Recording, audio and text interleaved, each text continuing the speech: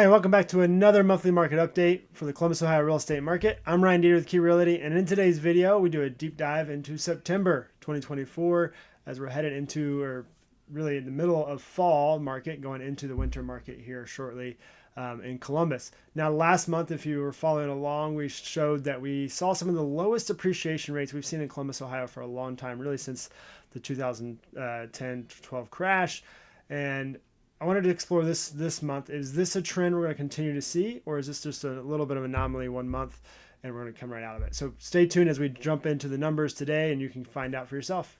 All right, as you can see here, we got the Columbus board numbers pulled up for the Columbus region. This is the whole region of Columbus, and I'm going to dive into the numbers here. If you follow along, we typically start with the closed sales. Not that that matters a whole lot to most consumers of how many homes are selling, but it is an indicator of where the market's going. We do see, homes we're still selling a little bit more homes than we did last year. And that just means there's still plenty of buyers out there buying the homes that are available, and shows a little bit of the demand still probably higher than it was last year. Also means that there's some more houses on the market for consumers to buy, which is not a bad thing. A little uptick in contract. The in contract really helps us understand what's coming down what's going to close next month.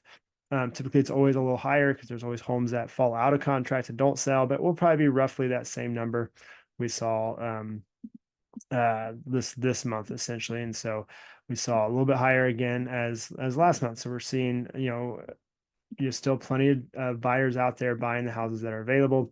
Same time, we'll get into this, demand supply is on the rise. So that's kind of the strange thing about this market, is that we're seeing more homes sell, but we're also seeing, jumping down to the bottom now, month supply come up. And that means that there's probably more new listings than we see. And even though we're seeing more homes sell, it means we're also seeing more homes sit on the market longer, indicating days on market. I'm kind of, jumping around here a little bit, but just indicating days on market are up as well. And so just showing that, even though, we're still seeing more homes close, we're also seeing more homes sit on the market longer. And this is kind of goes back to what I've been saying these last few months, if you've been following along, that good homes are still selling fast. Homes that are positioned well in the market, priced right, and have taken care of a lot of the cosmetic and things that buyers don't want to have to deal with as soon as they buy a house. Those houses are going quick, and location really matters right now as well, inside Columbus or around surrounding areas as well. Location and each area of Columbus is going to be more important to understand, that certain areas are still selling really quick and some areas are experiencing a slowdown. But if you tuned in with us last week, I wanted to kind of recap last week, as we saw a real slower, still saw positive numbers. I want to indicate that we're still seeing positive growth when it comes to average price, median price, and average price per square foot. But this is some of the slowest appreciation. This is really where we get the appreciation rate from. Some of the slowest appreciation we've seen really since the 2008 crash. And so I want to kind of point that out in correlation of year to date as well. We're still seeing a healthy number year to date, an average, of 5%, which is very healthy for a market. But we saw a really slowdown. And will this continue to happen over the next few months? As we're seeing, we're back up to that, around that average 5% again. So we're back to that healthier market in the month of September compared to last year when it comes to growth or appreciation. And so, I don't want to dwell too much on these numbers, because this may just be a little bit of an anomaly, a little slowdown. We saw interest rates coming up, or close to an election. Was there just people kind of putting pause as they were trying to figure out what's going on, and they, they figured it out, now we're moving back again? Or will we'll kind of see if we see, more months start to slow down like this one. And we often see this, if you actually come down, I'll just go back here, come down to this chart I like to show, is we often see where, we start to see this fall, people, start to say, oh, prices are coming down and the market's slower. We're starting to see houses sit on the market longer.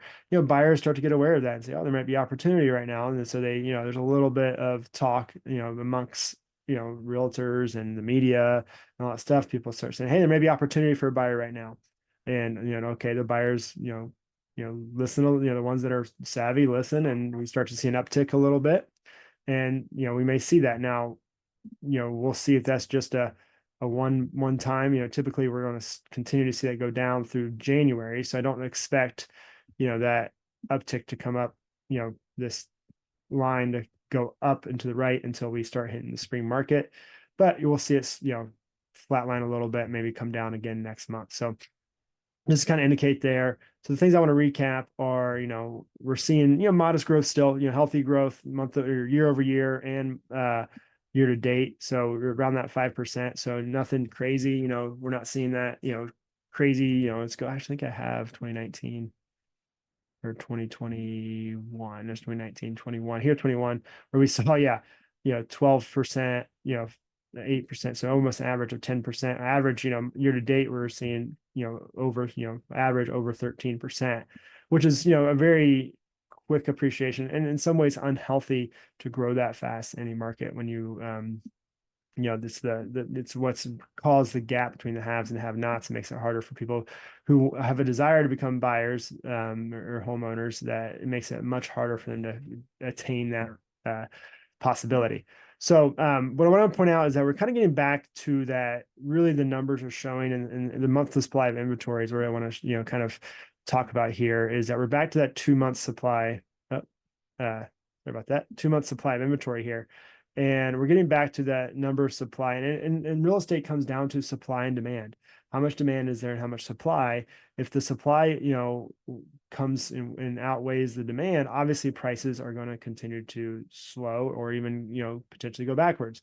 But we're really in that 2019 spot right now where we saw, really about 1.9 to 2% or 2 months of inventory. This means that if no new homes hit the market, it would take 2 months for those homes to be gone at the rate people are buying houses. So a healthy market, they say a balanced, or not necessarily balanced, but not a buyer's market or not a seller's market would be about 6 months. And so obviously when this is lower, the appreciation rates are probably going to be higher because there's, it's supply and demand. When there's less supply and there's more demand, the prices continue. That means things can be sold for higher. Now, that's not always in the case. We may see demand come down as well as supply. And so that's what we're kind of seeing since 2020. We saw demand just skyrocket. And, that's what, eventually this inventory, month supply of inventory also rocketed down. But that's what caused that appreciation rates to skyrocket in the 2021 market. But we're really getting back to this 2019 market. And in 2019, it was still a seller's market, and it was just dependent on, certain areas were selling quick and for over asking and had all the, seller's market, things in it. And it just, it came back to the basics again, or the fundamentals of real estate. Good homes at good locations at good prices are selling really quick.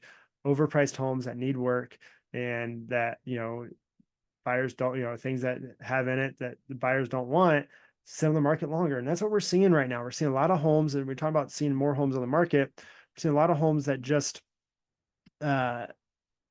need more work and or are priced too high for the value or for the condition of the house, just sit in the market longer. So we're seeing that, and that's what's bringing this inventory up, even though we're still seeing homes sell at a higher rate than we did last year. So keep that in mind. That's where we are in the market. I want to talk about a couple of other things. Interest rates are a big talk right now, as we thought interest rates were going to continue to drop as the Fed rate dropped. And so this is the interest. Let me zoom in on this interest rate here.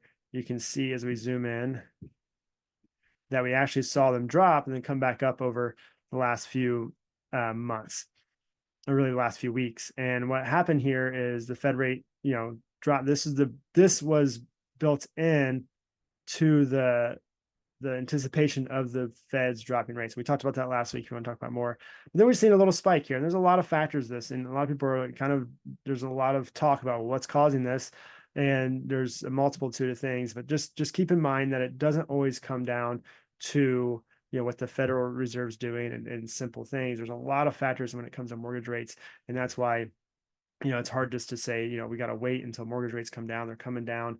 They most likely are. What most experts are saying, they're going to continue to come down, but we're going to see ebbs and flows. You're going to see it come down and up. Over time, hopefully we see it come down more than up. And as we see these spikes and ebbs and flows, that's what I expect is we see some rises and see some falls, see some rises and falls, but on a downward trend.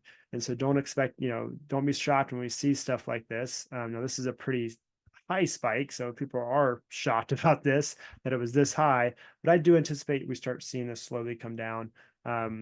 As we get into the end of the year and all that stuff too. So, and all the, the election stuff, it's a very volatile election this year for whatever reason, or not for whatever reason. We all, have our own opinions on why, but there's just a lot of volatility right now in this. And so that's one of the factors of why the market is kind of doing what it's doing. Lastly, I want to kind of iterate my point on, location and neighborhoods matter, because this is a view of all the homes on the market in the MLS and the Columbus MLS active homes. And so this is where you see it. It doesn't look like, obviously this is that, well, how many homes are there? There's three new, there's 3,000, new listings. How many listings are there available? Actually, I don't think it actually tells you. Yeah, inventory of homes. There we go. 4,800. So basically those 4,000 homes are all scattered on these green dots. And if we zoom in, I want to zoom into Columbus particularly. You can see they're actually kind of clustered more so than not. And you can see these clusters, and so it just shows that like there's a lot of clusters. And when you come up here to some other neighborhoods, you see that you can almost zoom in on whole blocks of areas. And there's maybe one or two houses in like, so for Worthington example, there's no houses in this whole block. And there's a lot of houses there. And so there's no house in that block. There's one house on this block, really one house here. And so one house, two houses in this whole little section here. And so that just shows that, even though, there's a lot more houses available right now, there's still areas that are, that people are like, hey, I want to be in this neighborhood. And there's one option, and that, or one or two options in that whole neighborhood can make it tough for buyers to, be able to do what they want. That's kind of where we are right now. Now, obviously this is also opposites true, where you're seeing clusters, and when there's, more supply in a certain area, the demand of that area is not as high. And, this means that there's probably opportunity in these areas, or we're seeing prices come down in these areas because of this. So those are just things, factors I'm looking at, and we're seeing that in the market, where we're seeing, not every area is, seeing 5% appreciation. Some are seeing much higher, but some are seeing a lot lower, and even seeing some, negative numbers as well. So hopefully this is helpful for you guys. Of course, if this is, please subscribe to the channel. Please like it, share this with people, leave a comment. Happy to have a dialogue with somebody. If you want to ask questions as well about this, always happy to talk about your, specific needs as well. If you have an area you're interested in learning more about, please give me a shout, and I'll be happy to have a conversation. Hopefully, again, you find this helpful, and I will see you next month.